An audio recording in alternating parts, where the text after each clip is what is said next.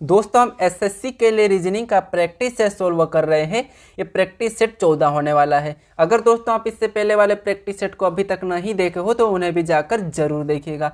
अब ये practice set इतना इंपॉर्टेंट क्यों होने वाला है, क्योंकि देखिए एसएससी के एग्जाम में कुछ ऐसे प्रश्न होते हैं जो आपको नहीं बनते हैं, जिन्हें आप बार बार छोड़कर आते हो। ठीक है, जो प्रश्न ऐसे होते हैं जिनसे आप डरते हो, तो उस टाइप के सभी प्रश्नों को यहाँ पर शामिल किया है।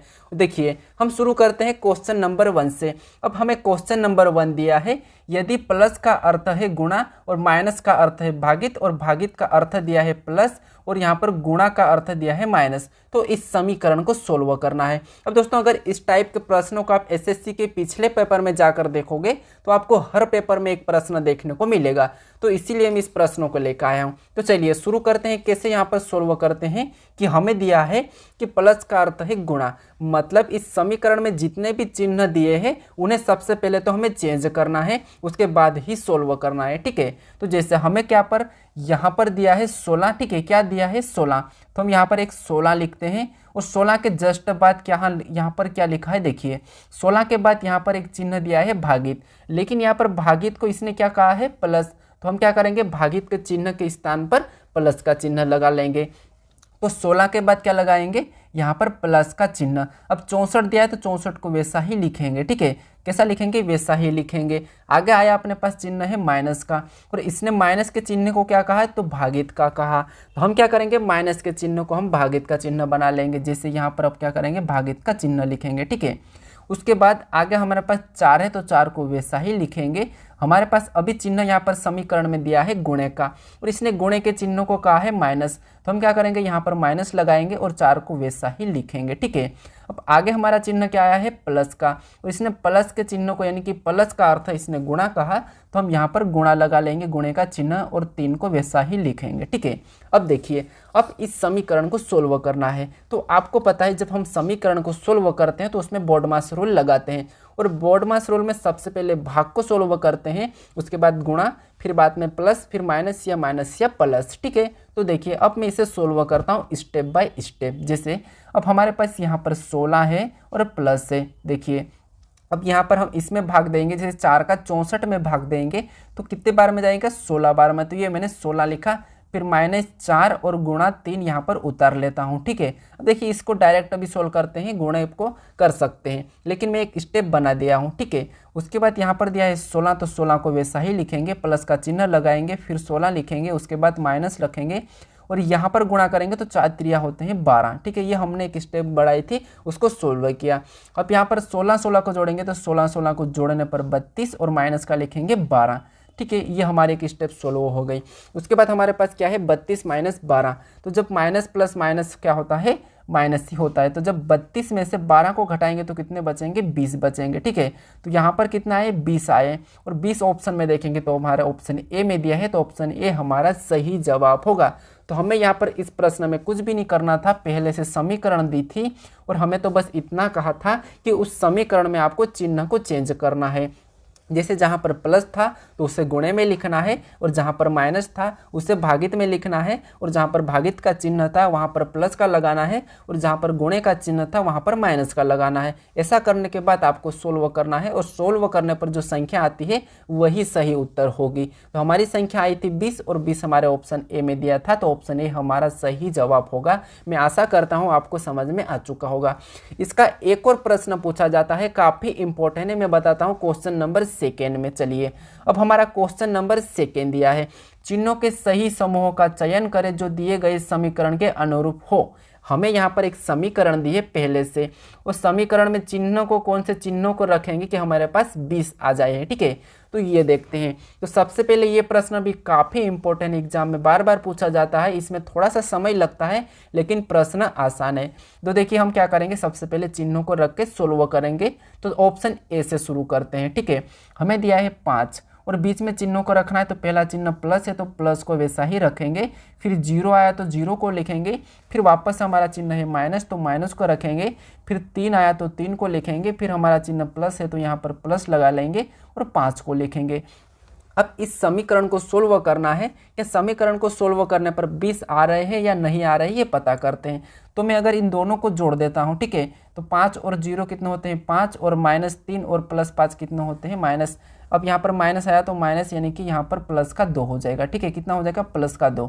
और इस समीकरण को जोड़ने पर हमारे पास कितने हो रहे 7 हो रहे, लेकिन यहाँ पर तो बराबर में 20 लाना है, तो यहाँ पर ऑप्शन ए को अपन नहीं रख सकते, यानी कि ये वाले चिन्हों को नहीं रख सकते। अब देखते हैं ऑप्शन बी को। ऑप्शन बी में क्या दिया है गुणा प्लस गुणा, ठीक है, तो जैसे 5 उसके बाद हमारे पास क्या चिन्ह दिया है गुणा, तो यहाँ पर गुणे का चिन्ह लगाएंगे, उसके बाद वापस से 0 को लिखेंगे और प्लस का चिन्ह है तो प्लस का चिन्ह लिखेंगे, उसके बाद यहाँ पर 3 दिया है तो 3 को लिखेंगे, फिर गुणे का चिन्ह है तो यहाँ पर गुणे का चिन्ह लगाएंगे और 5 लिखेंगे। अब इस समीकरण को सोल्व करेंगे, इसे सोल्व करने पर हमारे पास 20 आना चाहिए। जैसे अगर मैं 5 में 0 का गुणा करता हूँ तो कितने होते हैं 0 ही होते हैं, ठीक है, और प्लस कितना है 3 प्लस है, प्लस का लिखेंगे, ठीक है, प्लस का चिन्ह था तो प्लस का लिखा, और इसका भी आपस में गुणा करेंगे तो 3 पंजे 15, ठीक है, और 15 में जब क्या करेंगे 0 को प्लस करेंगे तो 15 ही होते हैं, कितने होते हैं 15 ही। लेकिन हमें भी यहाँ पर क्या दिया है 20 दिया है, तो यहाँ पर ऑप्शन बी भी नहीं होगा और ऑप्शन ए भी नहीं होगा। अब हमारे पास ऑप्शन बचे हैं सी और डी, और सी और डी को रखते हैं। जैसे हमें दिया है 5 तो 5 को लिखा, और ऑप्शन सी में चिन्ह कौन सा है तो माइनस लिखेंगे, उसके बाद 0 लगाएंगे, वापस से प्लस का चिन्ह है तो प्लस लगाएंगे, उसके बाद यहाँ पर गुणे का चिन्ह है, ठीक है, तो 3 लिखने के बाद गुणा क्या करेंगे गुणे का चिन्ह लगा के 5 को लिखेंगे। अब इस समीकरण को सोल्व करके देखते हैं। तो जैसे अगर मैं 0 में से माइनस यानी कि 5 में से 0 को माइनस करूंगा तो कितने बचेंगे 5 ही बचेंगे, और प्लस का चिन्ह वैसा ही लगेगा, और 3 में 5 का गुणा करूंगा तो 3 पंजे 15। अब देखिए +5 और 15 कितने हो जाएंगे यहाँ पर 20। अब इस समीकरण को सोल्व करने पर कितने हो रहे हैं 20 हो रहे हैं। ये बता है कि इस समीकरण को सोल्व करने पर कितने होंगे ये 20 होंगे ये, और 20 यहाँ पर दिया है।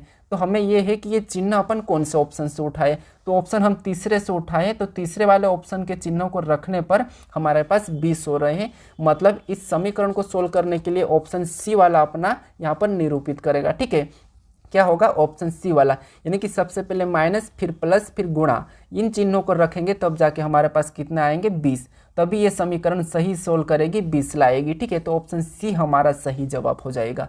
चलिए बढ़ते हैं क्वेश्चन नंबर 3 की ओर, ठीक है।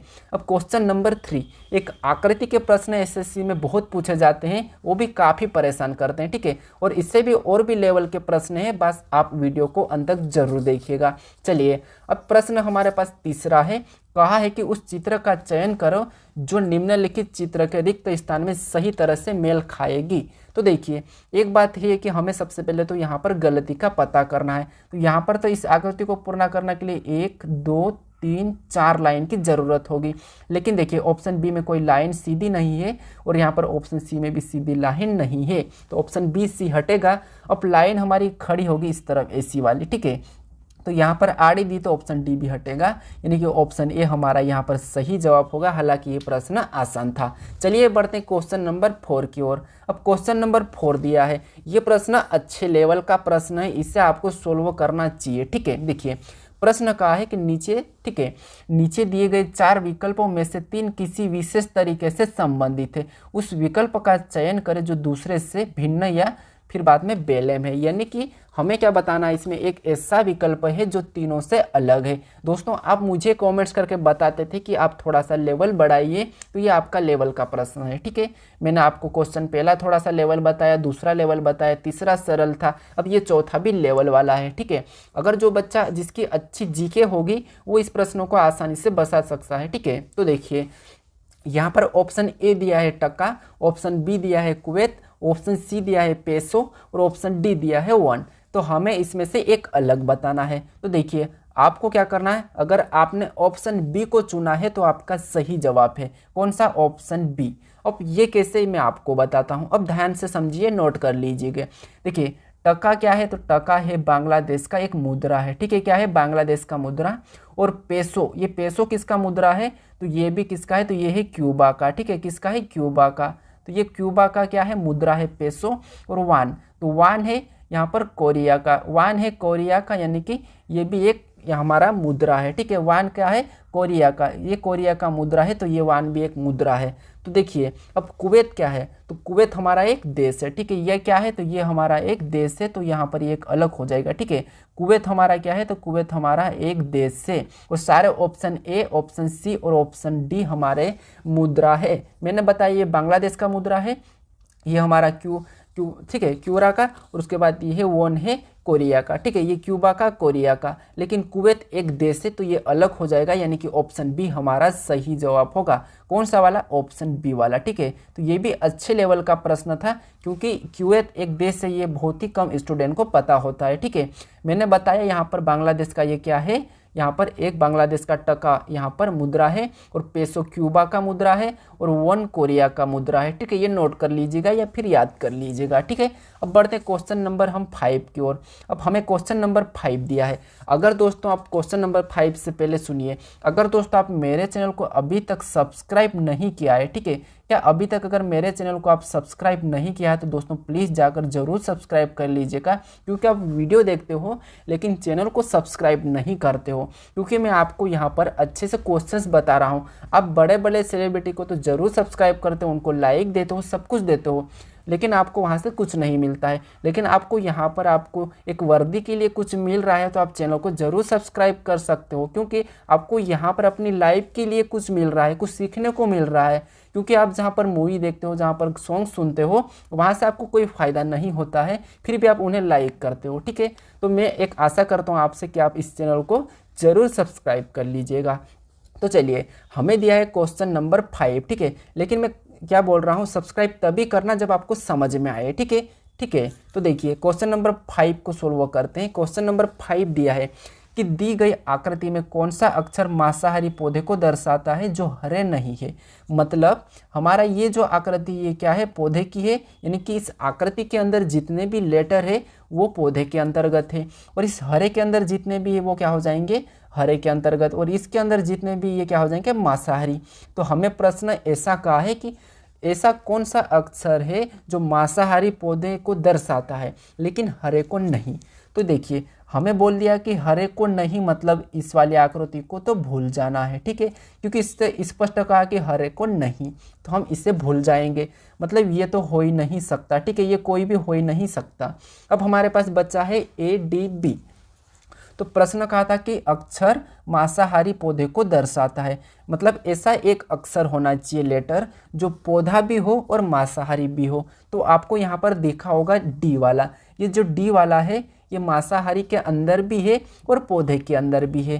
तो हम इस डी को ऑप्शन में देखेंगे, तो ऑप्शन हमारे ए में दिया है, तो ऑप्शन ए हमारा सही जवाब होगा। अब चलिए बढ़ते हैं क्वेश्चन नंबर 6 की ओर। अब क्वेश्चन नंबर 6 दिया है, वह आकृति चुने जो बाकी से अलग है। प्रश्न कह रहा है कि वह आकृति चुने जो बाकी से अलग है। अब दोस्तों इस टाइप के प्रश्न आप काफ़ी क्या करते हो, SSC के जो भी है स्टूडेंट छोड़कर आ जाते हैं, क्योंकि आपको प्रश्न एक जैसा ही दिख रहा, आकृति समझ में नहीं आ रही, ऐसे प्रश्न आपको डराते हैं, ठीक है, ऐसे प्रश्न आपका टाइम खींचते हैं। पर आपको कुछ भी नहीं करना है, सबसे पहले क्या करना है, एक किसी चिन्ह को पकड़ के देखना है, ठीक है। जैसे अगर मैं बात करता हूँ तो यहाँ पर इसकी, तो ये आमने सामने चिन्ह है और ये भी आमने सामने, क्रॉसिंग लाइन बनी, ये आमने सामने, ये आमने सामने, क्रॉसिंग लाइन बनी, ये आमने सामने, ये आमने सामने, क्रॉसिंग लाइन बनी, ये आमने सामने, ये आमने सामने, क्रॉसिंग लाइन बनी। अब देखिए इसका देखेंगे तो ये इधर से, ये इधर से है, ठीक है, मतलब ये क्या है, ये इधर से है, ये इधर से। तो अब देखिए आपको इसमें से कौन सा वाला जो आकृति कौन से नंबर की है जो आपको अलग दिख रही है, ठीक है। तो आपको आसानी से दिखेगा कि ऑप्शन, यानी कि हमारे पास तीसरे नंबर की आकृति हमें अलग दिखी है और तीसरे नंबर वाली अलग है, तो हम ऑप्शन में देखेंगे तो ऑप्शन सी में दिया है, तो ऑप्शन सी हमारा सही जवाब होगा, यानी कि तीसरे नंबर की आकृति बाकी से अलग है। कौन सी, तीसरे नंबर की, तो ऑप्शन सी हमारा सही जवाब होगा। बहुत ही शानदार। चलिए बढ़ते हैं क्वेश्चन नंबर 7 की ओर। अब क्वेश्चन नंबर 7 दिया है श्रृंखला में अगला शब्द बताइए। क्या कहा है, श्रृंखला में अगला शब्द बताएं। ये हमारी श्रृंखला है और यहाँ पर कौन सा शब्द आएगा वही बताना है। तो सबसे पहले हम क्या करें, श्रृंखला का पता करते हैं। तो देखिए श्रृंखला को अगर ध्यान से देखेंगे तो हमें तो आसान दिख रहा है, जैसे यहाँ पर क्या दिया है, जेड को 26 यानी कि जेड आता है 26 नंबर पे, डब्ल्यू 23 नंबर पे आता है तो 23 लिखा, उसके बाद वी आता है 22 पे तो यहाँ पर 22 लिखा, ठीक है। वी 22 पे आता है, यू 21 पे आता है तो लिखा। ये तो आसान है, लेकिन हमें सबसे पहले यहाँ पर कौन से लेटर आना है ये पता करना है। तो देखिए क्या करेंगे कि यहाँ पर बना है सबसे पहले जेड से वी बना है, मतलब यहाँ पर हुआ है -4, ठीक है। उसके बाद W से यहाँ पर U बना है तो यहाँ पर हुआ है -2, क्योंकि W 23 पे आता है और यहाँ पर U 21 पे आता है तो यहाँ पर कितना -2 हुआ है, और Z आता है 26 पे और V आता है 22 तो यहाँ पर -4 हुआ था। तो अभी भी यही वाला चलेगा, जैसे V में से -4 करेंगे यानी कि 22 में से 4 जाएंगे तो 18, और 18 नंबर पे आता है R तो R यहाँ पर आएगा। उसके बाद यहाँ पर क्या होगा 2 माइनस, पहले तो हमने 4 को माइनस किया, अभी 2 को माइनस करेंगे तो 21 यानी कि U में से 2 माइनस हो जाएगा तो क्या बचेगा S बचेगा। अब इसी का देखिए R 18 नंबर पे तो 18 लिखेंगे और S 19 नंबर पे तो यहाँ पर 19 लिखेंगे। अब RS 18 19 ये ऑप्शन में देखेंगे तो RS 18 19 हमारे ऑप्शन बी में दिया है तो ऑप्शन बी हमारा सही जवाब होगा। क्या होगा? ऑप्शन बी वाला। तो इस श्रृंखला पे क्या आएगा? Option B RS 18 19। अब चलिए बढ़ते हैं क्वेश्चन नंबर हम 8 की ओर। अब क्वेश्चन नंबर 8 दिया है। क्वेश्चन नंबर 8 का है कि जिस तरह, ठीक है, जिस तरह पहली संख्या का संबंध दूसरी संख्या से, उसी तरह तीसरी संख्या का संबंध चौथी संख्या से ज्ञात करिए। तो दोस्तों आप चाहो तो इस प्रश्नों को सोल्व करके मुझे कमेंट्स करके बता सकते हो। अगर नहीं बताना चाहते हो तो मैं यहाँ पर आपको बताता हूँ कि इसका सही जवाब क्या होगा। ठीक है, क्या होगा यही आपको बताता हूँ। नहीं तो आप क्या करोगे दोस्तों, जिससे यहाँ पर 43 का संबंध क्या है 57 है, तो आपको बताना है 111 का संबंध, यानी कि इस प्रश्नवाचक चिन्ह के स्थान पर कौन सा वाला ऑप्शन आएगा ये बताना है। तो दोस्तों एक काम करो, इस प्रश्न का मुझे बिल्कुल भी सही जवाब क्या है इन ऑप्शन में से मुझे कमेंट्स करके ज़रूर बताएं। ठीक है, वहाँ पर मैं आपको ज़रूर रिप्लाई दूंगा या कमेंट पिन कर दूंगा। ठीक है, जैसे यहाँ पर अगर आपका ऑप्शन ए सही है तो आप 8 का ए लिखे, अगर बी है तो 8 का बी लिखे, अगर आपका सी है तो आप 8 का सी लिखे, अगर डी है तो 8 का डी लिखे और ये मुझे कमेंट्स करें। ठीक है, चलिए बढ़ते हैं क्वेश्चन नंबर 9 की ओर। ठीक है, अब हमें क्वेश्चन नंबर 9 दिया है कि दिए गए प्रश्न आकृति में प्रश्नवाचक चिन्ह के स्थान पर कौन सी संख्या आएगी। ठीक है, तो हमें क्या करना है, इस आकृति में प्रश्नवाचक चिन्ह के स्थान पर आने वाली संख्या को ज्ञात करना है। तो ये रही प्रश्नवाचक चिन्ह, तो ये यहाँ पर हमें ज्ञात करना है। तो सबसे पहले आपको पता है कि जब भी हम आकृति में किसी प्रश्नवाचक चिन्ह के स्थान पर की संख्या को ज्ञात करते हैं तो उस जगह की संख्या कैसे आई। जैसे उस जगह यहाँ पर है 59, तो इस 59 को किस तरह से लाया गया है उसी तरह से हम बताएंगे। ठीक है, तो जैसे अगर मैं क्या करूँ, यहाँ पर दिया है 100 के बाद 28 और 12 और 25, इनको ऐसा क्या करूँ कि मेरे पास क्या आ जाए 59। ठीक है, सेम उसी तरह से हम भी यहाँ पर बताएंगे। तो देखिए सबसे पहले अगर मैं क्या करूँ, आमने सामने की संख्या को जोड़ लेता हूँ, यानी कि 100 और 12 कितने होते हैं 112। ठीक है, 112 और इधर भी आमने सामने को जोड़ लेता हूँ। पहले मैंने इससे प्लस किया, अब इसे भी प्लस कर लेता हूँ। ठीक है, तो जब मैंने 100 और 12 को जोड़ा 112 और 25 और 28 को जोड़ेंगे। ठीक है, जब 25 और 28 को जोड़ते हैं तो कितने होते हैं 53, तो 53 ये लिखा और क्या करता हूँ माइनस कर देते हैं। ठीक है, क्या करते हैं माइनस करेंगे, तो ये 53 को इसमें से माइनस कर लेते हैं। तो जब यहाँ पर देखिए अब 2 में से 3 को तो घटा नहीं सकते, तो 12 यानी कि 12 में से 3 जाएगा तो कितना बचेगा 9। ठीक है, कितना बचेगा 9। अब हमारे पास कितना बचा 11 था तो 10, और 10 में से 5 जाएगा तो कितना बचेगा 5। तो यहाँ पर घटाने पर संख्या कितनी आई तो 59, और 59 यहाँ पर दिया है तो ये वाला तो यहाँ पर सही होगा। ठीक है, अब इसी तरीके से हम इस क्वेश्चन मार्क पे भी बताएंगे। जिससे यहाँ पर क्या दिया है 52 और 102 को हमें क्या करना है, सबसे पहले तो जोड़ना है। तो इसे जोड़ेंगे 52 और 102 कितना होते हैं 154 होते हैं। ठीक है, कितने हो जाएंगे 154। उसके बाद क्या करेंगे हम यहाँ पर 36 और 28 को भी जोड़ के घटा लेंगे। ठीक है, किससे, इससे और इसे जोड़ के भी घटा लेंगे। तो 36 और 28 को जोड़ देते तो कितने होते हैं 64, और 64 को भी क्या करेंगे इसमें से घटा लेंगे। तो ये मैंने घटाए, 4 में से 4 जाएगा तो 0, और 15 में से 6 जाएगा तो 9, तो इसको घटाने पर कितना है 90। जिससे हमारे पास यहाँ पर 59 आए तो 59 लिखा, और यहाँ पर 90 आए तो यहाँ पर क्या होगा 90। ऑप्शन में देखेंगे तो ऑप्शन हमारे बी में दिया है, तो ऑप्शन बी हमारा सही जवाब होगा। ठीक है, जिस तरीके से हमने इस आकृति को सोल्व किया उसी सेम तरीके से हमें भी यहाँ पर सोल्व किया है। ठीक है, सोल्व करने पर 90 आए और 90 ऑप्शन बी में दिए थे, तो ऑप्शन बी हमारा सही जवाब होगा। चलिए बढ़ते हैं क्वेश्चन नंबर 10 की ओर। अब क्वेश्चन नंबर 10 दिया है। क्वेश्चन नंबर 10 कहा है कि 46 छात्रों की एक कक्षा में अनिता का स्थान आगे से 12वां, उसका स्थान पीछे से क्या होगा, ये प्रश्न पूछा है। दोस्तों ये क्रम व्यवस्था का है। जब भी आपको आगे या पीछे या दाएं बाएं का स्थान पूछा जाता है तो क्या करते हैं, कुल में से घटा के एक प्लस कर लेते हैं। जैसे कुल छात्र हमारे पास दिए हैं 46 और एक हमारा यहाँ पर आगे से कौन सा स्थान है, 12 है, तो इसे क्या करेंगे, माइनस कर लेंगे। तो माइनस करने पर हमारे पास कितना हो जाएंगे, 46 में 12 जाएंगे तो 34। मैंने बताया कि माइनस करके एक प्लस करना है, तो एक प्लस करेंगे तो कितना हो जाएंगे, 35। ठीक है, कितने, 35, मतलब इसका सही जवाब होगा 35वां।